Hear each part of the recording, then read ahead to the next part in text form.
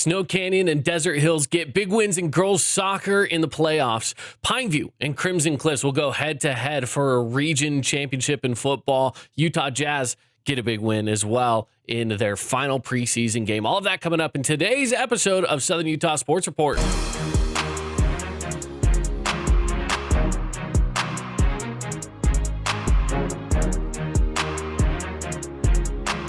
Welcome back on in, everybody. Southern Utah Sports Report. My name is Caden Formaster, host of the show here, and I'm so grateful to have you along with us on this Friday edition of the Southern Utah Sports Report. And since it's Friday, it means we got a lot to get to and a lot to talk about. And I feel like I say that every day, but today is especially true. There's so much to talk about. So let's get on into it. Let's start off with some Region 9 athletics because Region 9 is hopping. We have some soccer to talk about first. And the reason I want to talk about this one first is because congrats to Desert Hills and Snow Canyon. You guys move on to the next round of the playoffs, and in fact, are going to be going head-to-head against each other in the next round of the playoffs up at Harriman, Zion Bank Stadium to be more specific. Now, I will say, anytime you get a win in the playoffs, it's a good win. Snow Canyon got the win over Crimson Cliffs, and then it was Desert Hills getting the win over Green Canyon. But there's something a little sweeter. I would dare say there's something a little sweeter about getting a win when you're an underdog, and that's exactly what Desert Hills did. They got the 2-1 win over Green Canyon.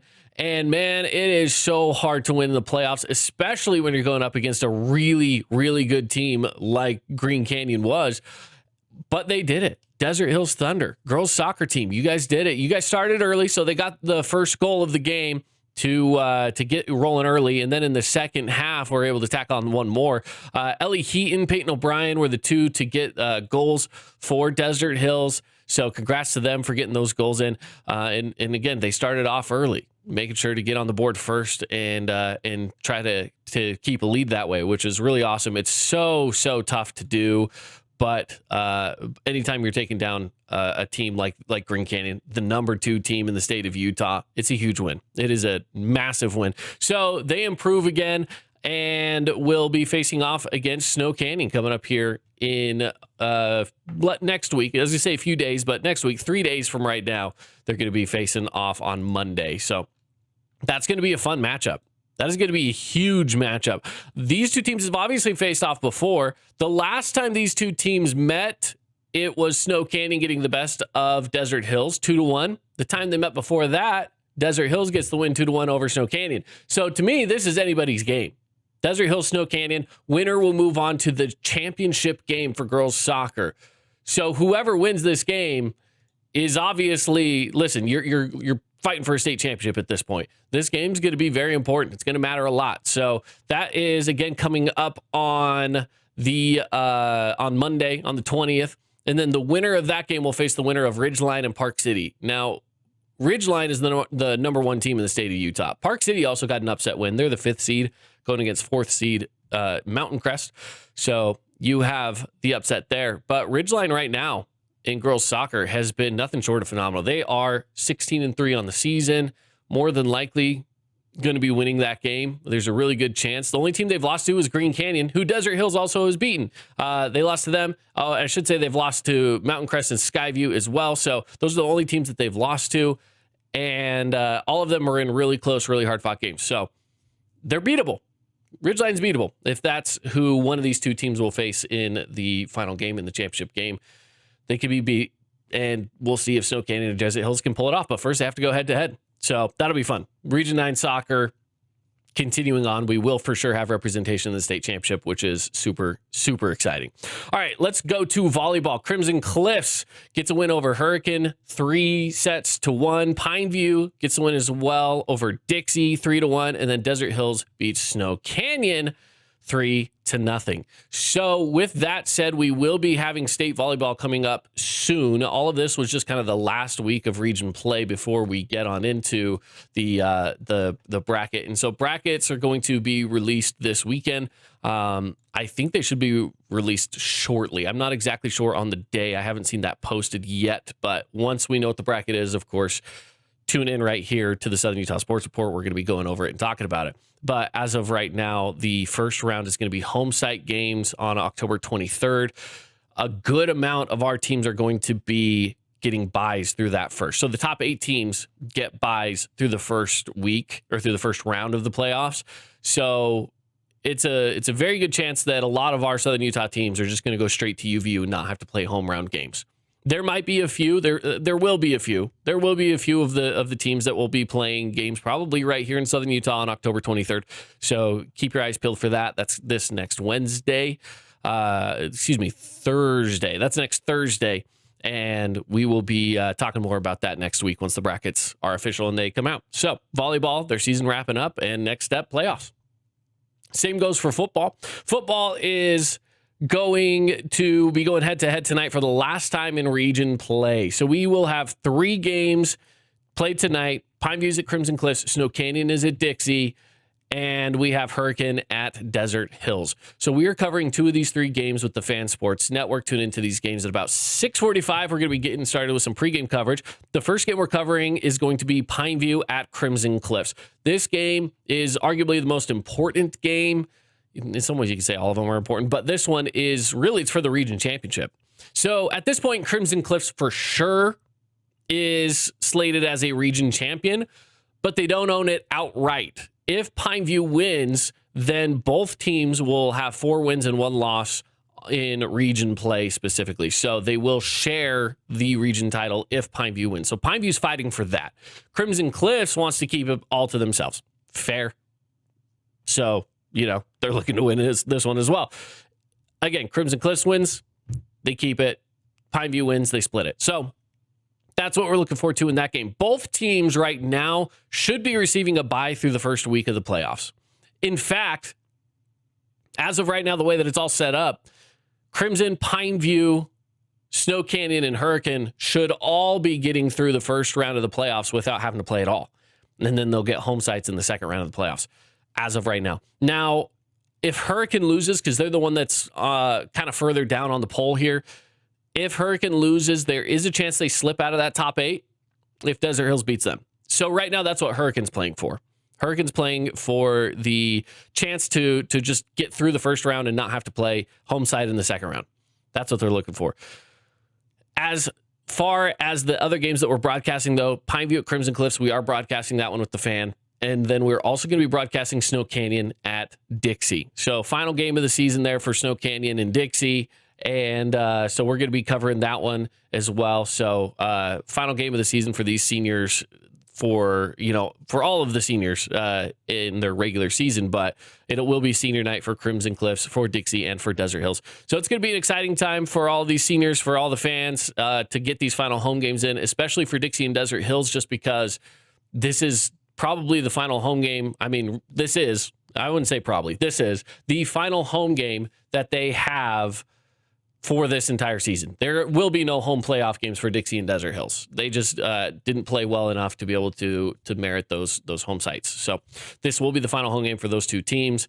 And so they got to live it up now while they can. So that's what's going on tonight. Pineview at Crimson Cliffs, broadcasted on the Fan. Snow Canyon at Dixie, also broadcast on the Fan. And the one game that we can't get to, but we will have coverage through our friends at St. George News and the Region 9 recap. You can tune into that. It drops like midnight tonight. It's going to be dropping late tonight, but the Region 9 recap is going to be happening, and that's going to be Hurricane Desert Hills. We will have some coverage of that one as well. So that's everything going on tonight for football, and that's everything going on in Region 9 athletics. It's a lot to talk about. It's a lot to get to. We'll get to more on Monday, because Monday is Region 9 soccer, and we will have the bracket we can break down for you for football. So stick around for that show. We're going to be doing a full bracket breakdown on Monday's edition of Southern Utah Sports Report. So stick around for that. It's going to be really, really exciting. All right, let's move on. Utah Tech athletics. Women's soccer was in action yesterday. They got the 1-0 win over Tarleton State. So good win there for the girls, for the women getting it done on the soccer pitch. They improved to 6-5-4. Now, the last time they met up with Tarleton State, they lost. So this game at Greater Zion Stadium, it was really nice to see them get the win. This is a competitive team, and that's the thing about soccer is soccer at the WAC level has been very competitive overall. The lone goal was Latea Brost and Brianna Frey with the shutout in the goal. So congrats to those two. And just some hard work there by the Trailblazers to get the shutout. Yes, it was a lone goal, but hey, sometimes all you need is one, and that's what they got. So congrats to women's soccer on the win and improving to 6 wins on the season. Their next game is actually on Sunday, and that's going to be at home again, 1 o'clock p.m. Greater Zion Stadium. So if you want to come stop on by Greater Zion Stadium, 1 p.m. against Abilene Christian. Should be a good one there. Last time they played Abilene Christian, that was also a tie. So they play them well. We'll see how they do this Sunday. Cross country is on the road. They're at UC Riverside tomorrow. Volleyball, they're going to be at UT Arlington tomorrow as well at noon. Men's soccer is going to be at San Diego State. And then men's basketball is actually hosting a home exhibition game against West Coast Baptist College. And that's tomorrow as well. So a lot of things going on with Utah Tech, which is pretty exciting. All right, let's go to SUU. SUU women's soccer, they get the 1-0 win over Abilene Christian. We just talked to Abilene Christian. They're still hanging out around town. They were in Cedar. Now they're in St. George again tomorrow. So they're just kind of sticking around here for the few days. So if you see Abilene Christian soccer players walking around, say hi, I guess. They are going to be in town again to take on Utah Tech, but they lost to SUU yesterday. So congrats to SUU women's soccer getting the win there. That's a big win. They really needed it. They've been a little further down this year in soccer, so it's good to see them getting a win there, which is really important for them and good for SU athletics for sure. Cross countries at the Bronco Invitational as well in Santa Clara, California. So Utah Tech's at one, SU's at another. Both cross country teams are in action though this weekend. Football is going to be at home against Abilene Christian as well. Man, we're talking a lot of Abilene Christian today, but SUU football is at home against Abilene Christian. They are ranked as well, so that's a big thing to remember here. Is SUU has been playing a lot of tough competition. Abilene Christian's ranked number 13th right now in the FCC. This game will be at 6:30 at the Eccles Coliseum. The last game that SU played before they went into the bye week was against number 3 Tarleton State, and they played them pretty well as well. Offense was rolling for sure. Now, remember, Bronson Barron, quarterback for the T-Birds, has been out. They went with Will Burns this last week. I don't know if Will Burns is still going to be there. I think it's still kind of day-to-day on Bronson Barron, so it's possible we'll see Will Burns. I would assume. I haven't heard what the exact update is on Bronson Barron. So for right now, Will Burns will be the QB for the T-Birds. This is the final game for the T-Birds as well. This game against Abilene Christian here on Saturday. Final game until they take on Utah Tech University in about a week. So in 8 days from now, Utah Tech will be hosting SUU in this battle for the axe, this Southern Utah rivalry, the feud on 15, as they call it. So it'll be a good one there. And finally, for SUU, volleyball is at home against Utah Valley. Utah Valley is going to be favored in this one, but it should be a really good game, I would hope. Volleyball's had a little bit of a down year for SUU, so hopefully they can make it a little competitive, but UVU coming into town is going to be some tough competition. All right, moving on. Utah Jazz, they get the win, 132-129 over Portland Trailblazers. This was huge. They needed a win. Preseason, and I said this yesterday, I'll say it again today, preseason doesn't really matter because it doesn't. It's just, it's more or less extended training camp. That's how you can look at it, is preseason basketball is extended training camp for the NBA. But you get to see some things in preseason that maybe you didn't see through training camp and just some things that can excite you for the regular season. One of those exciting things has to be Walker Kessler. His back off of his injury. There've been so many things with Walker Kessler in the news in the last month or so, just because of the contract extensions going on. And should I say lack of contract extensions going on? He is available for one. The Jazz have not signed him to one. So after the end of this year, he would become a restricted free agent. And it's looking like that is still going to be the case, that he will become a restricted free agent. I don't know if Utah wants to try to shop him around later, and maybe that's why they're just saying, hey, let's shop around a smaller contract for now, as opposed to getting locked into a big contract that's harder to sell. I don't know, but Kessler's a good player. his game is developing as well. And we saw that last night. Last night against the Trailblazers, Kessler showed us a few things. Number one, his range, right? Without hesitation, he was unguarded at a three-pointer, wide open. He just took it, hit it, nothing but net. I mean, so that's always nice to see that he's extending his range out. And we saw a little of that last year, but more so seeing it this year in that one game. We saw it with that one shot where I was like, hey, yep, take that shot. Go for it. So we're seeing that. The other thing that we're seeing from Kessler is his facilitation. And he even said that he's learning that from Nurkic, watching him play. He's like, man, this guy pushes the ball around a lot, and I like to see that. So we saw that last night. 8 assists. Kessler finished with 14 points, 10 rebounds, 8 assists, a fantastic stat line.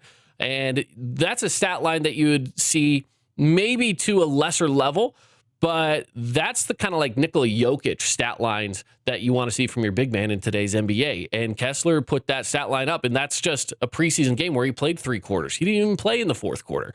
So with that said, Walker Kessler's looking really good, and he's going to be a fantastic asset to have this year. And then throw him alongside with the rest of the lineup of Lauri Markkanen and Ace Bailey. I'm excited to see what he does and how much is Isaiah Collier going to grow, and Taylor Hendricks, what's he's going to bring to the table here in this new season. And that lineup alone right there, those 5 guys that I just mentioned would be so much fun. Collier, Bailey, Markkanen, Hendricks, Kessler, those 5. I love that lineup. I think that would be a really, really fun one to watch. So I'm not saying the Jazz are going to be extremely successful this year, but I'm saying that they're taking steps in the right direction. There is a lot to be excited about. I think Ace Bailey is a future star. I think he is realistically the next all-star that the Jazz have on their roster. Markkanen could get back to that for sure. Kessler could also be there, but I think Ace Bailey is going to be an all-star at some point, and I think he does it in a Jazz uniform. So that's exciting. Jazz fans, there's a lot to be happy about this year, and so it's just getting started. Their first game of the season is going to be on Wednesday against the LA Clippers, so be ready for that. But for right now, it's just a matter of cutting down the rosters to your final 15 and getting ready for game 1. It's a home game as well in Utah, which is super exciting. We'd love to have those home games, get that home crowd atmosphere in as well. All right, let's go to some hockey. The Utah Mammoth, they're taking on the San Jose Sharks today. Coming off that win, Sharks have not had a win all season long. This is going to be a home game. It's in Salt Lake, so home game for the Utah Mammoth. And after the last home game that they had just a few days ago, I think that they're really, really ready and pumped for this new season, especially in front of the home crowd, because the home crowd's been amazing. And they definitely become an extra force to be reckoned with when a team comes into town. So the San Jose Sharks are in town. Again, they have not won a game yet.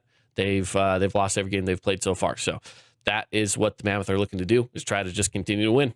Get on the winning streak, and right now they're sitting with 2 wins, 2 losses.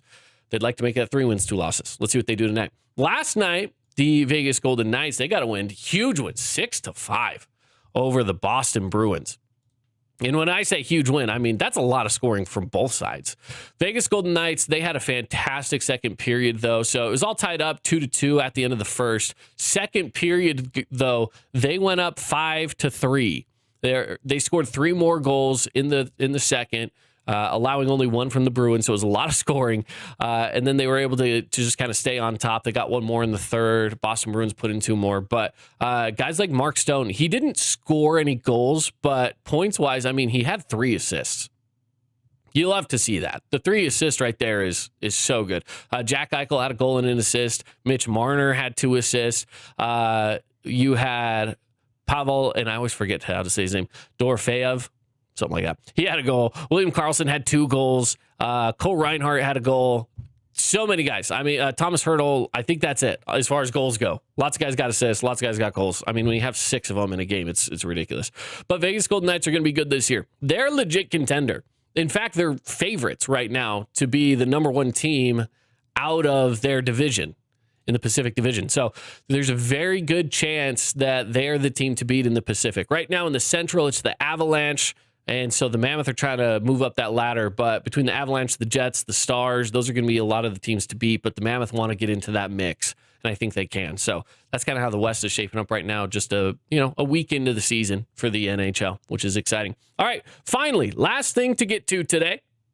The Raiders are at the Chiefs. Las Vegas Raiders going on the road to Kansas City. Kansas City is coming off of a big win The Raiders are coming off of a win. To be fair, the Raiders win is not as exciting as the Chiefs win. The Raiders got the win over the Titans. The Titans have now fired their coach. I mean, it's become a whole thing. It's a little rough right now in Vegas for football. But for the Chiefs, they've started out pretty rough as well. They lost to the Chargers in the home opener. Then they lose to the Eagles. And then they lose to the Jaguars as well. They got wins over the Giants, who aren't that great of a team. The Ravens, who also seem to not be that great of a team. And they did beat the Lions. That was a good win. And that's the last win that they had. So for the Chiefs, they're coming into this one with a little bit more momentum, being like, all right, we can play against and beat good teams. Vegas is definitely the underdog here. Last I checked, the line was like 7.5, I think, in favor of Kansas City. So if that still holds true, Kansas City should definitely be winning this one, but we'll see if Vegas can keep it within a score to cover the line. They always seem to play well. Last year, Vegas had a chance to win it. They had a really dumb mistake down the final stretch of the game and ended up giving the ball back to the Chiefs when they had a chance to score. It was a whole field goal thing. It was wild. But the Raiders can beat the Chiefs. They've done it in years past. They've gotten close to it recently, but can they get over the hump this year? I don't know. Definitely Chiefs are going to be favored here for sure. Geno Smith is struggling. He's got the most interceptions of any quarterback in the NFL this year so far, so the turnovers are piling up for the Raiders as well. So that's another thing to pay attention to there. But outside of that, that is about all we have for the Southern Utah Sports Report. Thank you for joining us here today on the show. And as we wrap things up, again, just a final reminder that tonight, broadcasting live at a few different high school games, we're going to be at Snow Canyon Dixie, and we're going to be at Crimson Cliffs hosting the Pineview Crimson Cliffs game. So Pineview at Crimson Cliffs, Snow Canyon at Dixie. Those two games are going to be brought to you here on the fansportsnetwork.com or the Fan Sports Network YouTube page. So follow along with that. It's going to be a lot of fun. Subscribe to the podcast wherever it is that you found us, Southern Utah Sports Report. You can follow along on YouTube as well if you want to watch it, which is always fantastic. So wherever you find us, we're just glad that you found us. The Southern Utah Sports Report will be back on Monday to recap everything that's happened from this weekend and talk about some of the stuff that's going to be happening on Monday. But until that happens, thank you for joining us, and we'll see you next time.